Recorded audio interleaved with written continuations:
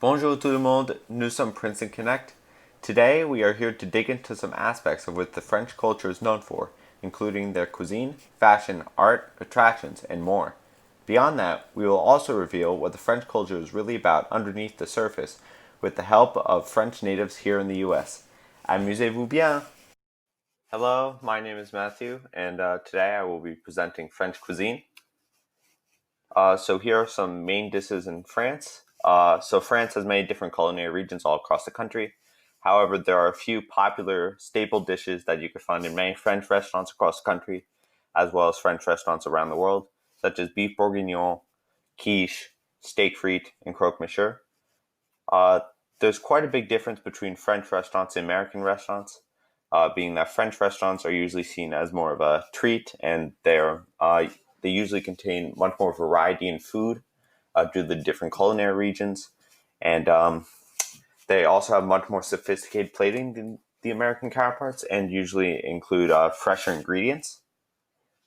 Um, Table manners in France are also very different than table manners in the U.S. Due to the fact that French people are brought up to be extremely polite. So no elbows are allowed on the table. Fork is always in left hand, knife is always in right. And there are usually a variety of different forks, knives, and spoons depending on appetizers, main courses, and desserts. So now I could talk about a few French famous pastries, which you could find at a variety of pâtisserie or boulangerie, meaning a pastry shop and bakeries around the country. And many of these are also popular around the world, such as the croissant, the pain au chocolat, which literally translates to chocolate bread and is a chocolate croissant. The millefeuille, which could also be called a Napoleon, and the éclair, which is also very popular in the U.S. Usually these patisseries, even though they're seen as sweet, they're usually eaten at breakfast time with a variety of fresh jam spreads. And going back to the first slide, dinner is usually much later at night, closer to around 7 or 8 o'clock at night, versus the American dinner, which I would say is usually at 6 o'clock at night. Hello, I'm Ermeline Berthelot, and I'm going to present to you the French lifestyle. The French lifestyle is very rule-based and is built around food, pleasure-seeking, and being polite. A normal day as a French student would look like this. In the morning, a student our age would start the day waking up and get ready. Looks are very important in France, more important than in the US. They then have breakfast, something like jam or butter with bread, like baguette, or something like a croissant. They then go to school. French schools do not have school bus, so they have to get there in any way they can. They walk there, they get their parents to take them there, or they take public transportations. French students are divided into different classes, but they stay with the same people. They just change rooms and teachers. After their first 2 classes, they have around 20 minutes to relax outside and talk to their friends. They then go back to school until lunch. The lunch break is very long, around 1 to 2 hours long, so students have time to eat, relax, and be with their friends. They can either go home, eat at school, or get food outside. After the lunch break, they go back to school, and school ends. They usually go home, eat a small snack, or hang out with their friends, and then do their homework. At night, French people eat dinner with their family because it's something very important in France. Dinner usually happens around 8 to 9 p.m. They catch up on what happened during the day, talk about school, work, and spend time together. This can last around 1 to 2 hours. After that, they can spend more time together and then get ready to go to bed. French fashion has always been among the top fashion industries in the world. They have founded many of the oldest high fashion brands, including Louis Vuitton, which is second oldest out of all, Chanel, Dior, Givenchy, and more. Paris, the capital of France, can be described as the center of the world's fashion, as it hosts many major fashion events, shows, and festivals. We will be talking about a traditional French style and a couple of influential French brands. To talk about the French style, we will focus mainly on the female adult fashion. Female because it is more dominant, they are more dominant in this industry, and adult because they're really the ones that's buying their own clothes, what they like to wear, and showing us their own styles. However, I have to say that fashion can always be gender neutral, and that is what inspires new trends as well. It's something that's changing every day, and everyone has the ability to create new looks. Now, what is the French style? Well, it's all about looking naturally elegant and effortless in style. This means nothing too extravagant or excessive, but just to make it clear, there really is no specific style that represents the whole French community, especially in the modern day where everyone is more open to wearing what they like and not everyone is focused on looking nice all the time. And this means that you may see sneakers instead of heels, and Converse is really popular actually, and bright, eye-catching clothing or even loungewear on the streets. However, those more out-of-the-norm looks we just mentioned are definitely a lot more present in bigger cities like Paris or Lyon. Smaller cities tend to be more traditional with their fashion, thus following that more elegant and neutral look. Now let's talk about how that traditional French look really works. So we already talked about it looking elegant without any effort, and part of that is to look comfortable and be comfortable and well fitted in the outfit you're in.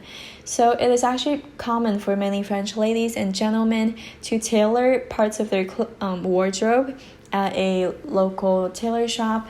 And it's not super expensive either because of how common it is. And so French people really want to make sure that their clothing are not too baggy or too tight.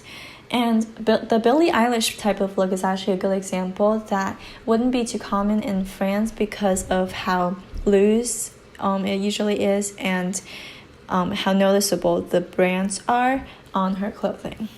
Part of why French like their outfits well fitted is also because it defines their body. So as you can probably see in the photos to the right, none of the girls are wearing anything too baggy or too tight. The bottoms are either wide leg pants, cropped, or a vintage Levi style that's just a little bit loose so that it's comfortable for their legs to move in. We can also see that some of their tops are cropped or tucked into a high-waisted bottom so that it really gives definition to their body. Another important tip to this French style is to make sure that the outfit is balanced in proportion and color. So this means that there shouldn't be a single piece that's standing out particularly, and the colors should somewhat match and flow together as well. For example, the girl in green matched her jacket with a green top, and the other woman is dressed in all black. The girl at the bottom is also wearing a beige coat that's matched with her skirt. So by doing all this, you can really get that elegant and refined look without actually wearing anything too excessive or luxurious. And by the end of the day, it's all about looking chic with absolutely no effort. Givenchy is a luxury fashion and perfume brand. Today, a Givenchy handbag is worth more than $2,000, and a perfume bottle can cost up to $200. The founder of Givenchy, who we have on the right, is named Hubert de Givenchy. He designed and trained with Balmain and Dior under Robert Piguet and Lalonde, who were also well-known designers before their time. So they were both important stepping stones and experience to his success. Givenchy's style was creative and innovative, contrary to Dior's, his good friends, more conservative designs. His designs were best represented by Audrey Hepburn, who was an incredibly famous British actress known for starring in Breakfast at Tiffany's, and it was especially his perfume she represented, and she was like the face of the perfume almost. And our former First Lady, Jacqueline Kennedy, also had her wardrobe filled with Givenchy designs. It turns out that art ran in his mother's family as well. He wasn't the only artistic one. For example, Jules Batan, sorry for my bad pronunciation, his grandfather, he was the owner and director of the Gobelins manufactory and the Beauvais tapestry factories, both of which were pretty well known. And Jules Ditier, his great-grandfather, he also designed for the Beauvais factory, including 13 designs that were actually put in the Élysée Palace. And a great-great-grandfather of his was also a set designer for the Paris Opera. Chanel is a luxury company that focuses on high fashion clothes, products, and accessories. Its founder, Coco Chanel, was raised by nuns in an orphanage. She opened her first shop in Paris in 1913. Chanel is known for its elegant and simple design, which is opposite of the mainstream fashion at the time. Karl Lagerfeld took over the company and added a fresh twist into the brand after Coco Chanel passed away. Paris Fashion Week is a series of designer presentations held biannually in Paris, France. The first Fashion Week was held in 1973 at the Palace of Versailles. Paris Fashion Week is part of the global's Big Four Fashion Week. Its designers have to follow a set of rules when designing their products, such as the amount of products and the type of clothing. Size 0 models and those under 16 are prohibited from being recruited. Now let's look at some famous attractions in France. The Eiffel Tower is one of the most recognizable landmarks of Paris. It's named after the engineer Gustave Eiffel. He was the head of construction of Eiffel Tower. The construction of the tower began in 1887 and finished in 1889. It was built to serve as an entrance arch to the World's Fair to celebrate the 100th year anniversary of the French Revolution. The grand design of Eiffel Tower called for more than 18,000 pieces of puddle iron and 2.5 million rivets. A team of constructors with 150 to 300 workers was needed. The tower is 324 meters tall, about the same height as an 81-story building. It was the tallest structure in the world for the next 41 years. The tower has 3 levels. There are restaurants on both the first and second levels. The climb from ground level to the first level is over 300 steps, as is the climb from the first level to the second. Although there is a staircase to the top level, it is usually accessible only by elevators. The tower attracted tons of visitors and has worldwide influences. It inspired more than 30 replicas or similar structures in various cities around the world. Oh, another interesting fact, it was repainted every 7 years to protect it from corrosion, demanding 50 tons of paint. The Louvre is one of the largest and most visited museums in the world with an area of 70 to 735 square meters. Now let's talk about the history of the Louvre. It was originally built as a fortress in 1190. In the 16th century, it was reconstructed to serve as a royal palace. During its time as a royal residence, nearly every monarch expanded it. In 1682, Louis XIV moved the royal residence to Versailles, leaving the Louvre primarily as a place to display the royal collection. During the French Revolution, the National Assembly decreed that the Louvre should be used as a museum to display the nation's masterpieces. They opened the Louvre as a museum in August 1793 with a collection of 537 paintings. The museum closed in 1796 because of structural problems with the building. Napoleon reopened the museum and expanded the collection in 1801. After Napoleon, the Louvre continued to expand. Now approximately 38,000 objects are exhibited in the Louvre. The museum has 8 main departments including Egyptian antiquities, Near Eastern antiquities, Greek, Etruscan, and Roman antiquities, Islamic art, sculpture, decorative arts, paintings, prints, and drawings. The artworks displayed spans from 6th century BC to 19th century AD.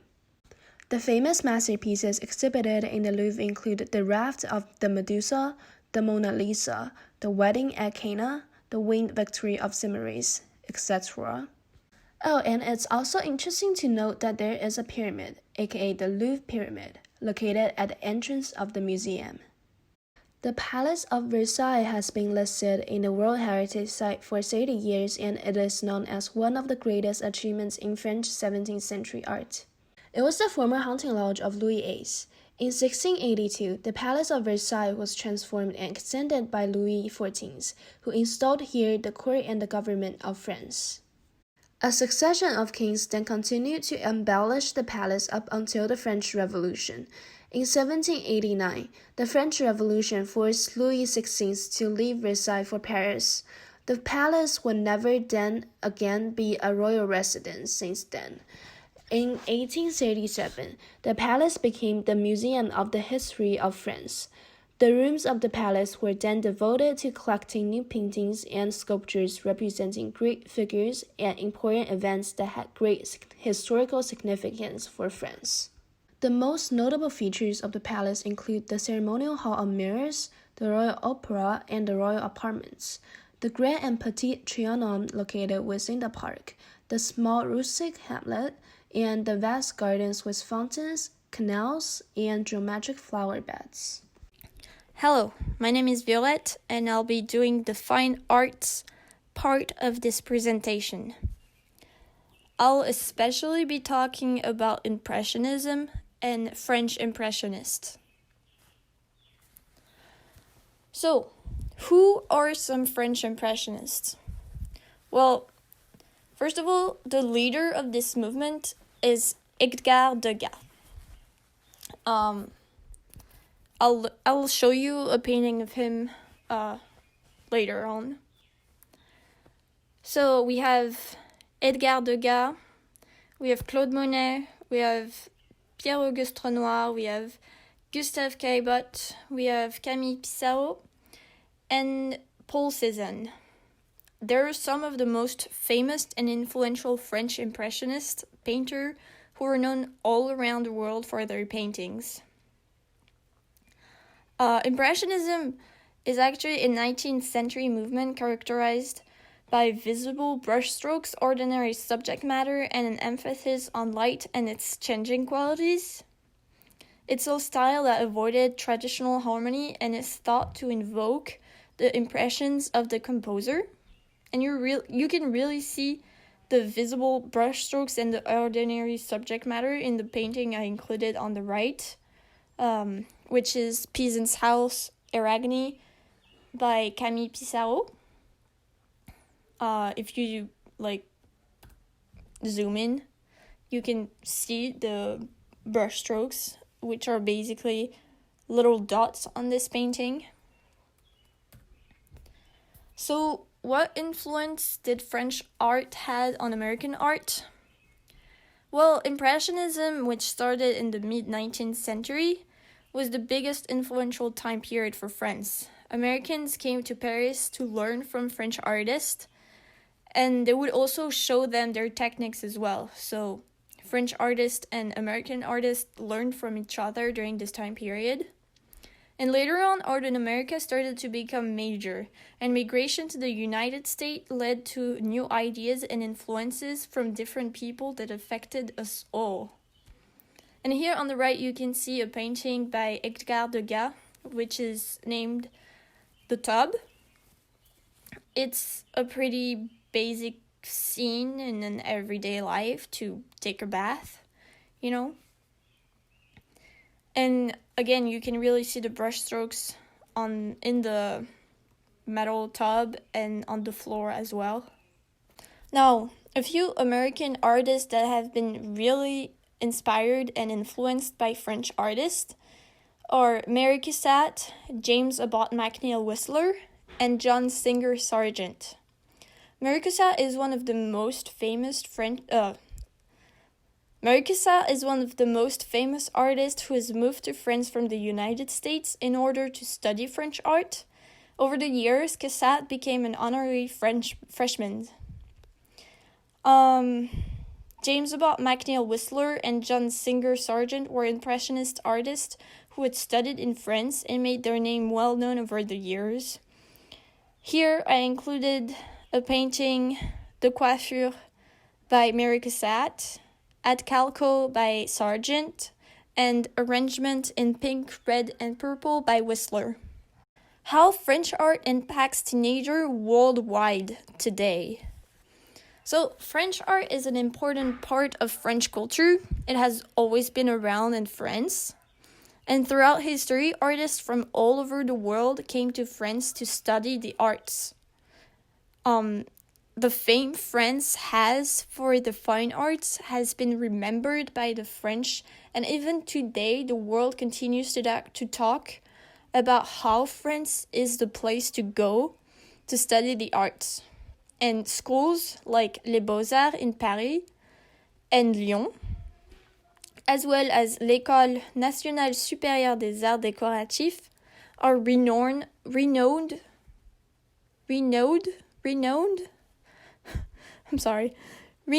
art school students from all over the world wish to go to.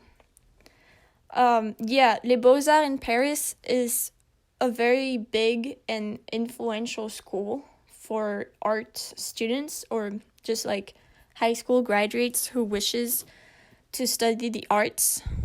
It's basically a goal to get into that school. Now, how French art impacts French teenager today. Well, today, the French art inspired teenager to go out into Paris and learn about French artists and artists who have been inspired by French art. Many are those who go to museum and spend hours there with their friends. And many are those who spend these hours dreaming of learning from the great French painters themselves. And French art doesn't impact only teenagers. It also impacts French families. Like in a French household, you will most likely find some kind of art, whether it is a painting on the wall, a sculpture, a collection of CDs, or the whole architecture of the house itself. Art is present in a lot of homes in France. And French people enjoy art a lot, and without it, France would not be the country it is today. Here are some fun facts about France. Number 1, turning a baguette upside down is unlucky in France. Number 2, the French coastline adds up to 3,427 kilometers, which is the distance from Paris to Petra. Number 3, France is by far the most popular tourist destination in the world, with 82 million visitors annually, which is 7 million more than Spain. Number 4, the average French citizen eats 500 snails per year. Number 5, the Tour de France is the world's most famous cycle race. It started in 1903. The winning bike rider gets to wear a yellow shirt to show that he is the leader of the race. Number 6. The tradition of wearing a white dress for wedding day was originated in France back in 1499. Number 7. France produces over 400 varieties of cheese. Number 8. French is the official language of 24 countries in the world. Number 9. Louis XIX was king for 20 minutes, and it took about 20 minutes before he abdicated from the throne. Number 10. In France, it's possible to marry a dead person. In the 50s, it was decided that it should be allowed to marry a dead person under special circumstances. One needs to approve that there were already plans on getting married, and also send a formal request to the president. Number 11. The French invented the metric system in 1793. Number 12. Some argue that the French toast isn't French, but it was actually invented by a man named Joseph French. Number 13. A 1910 law in France forbids couples from kissing on train platforms to avoid delayed departure. So much for listening until the end, and we'll see you next week with another interesting culture.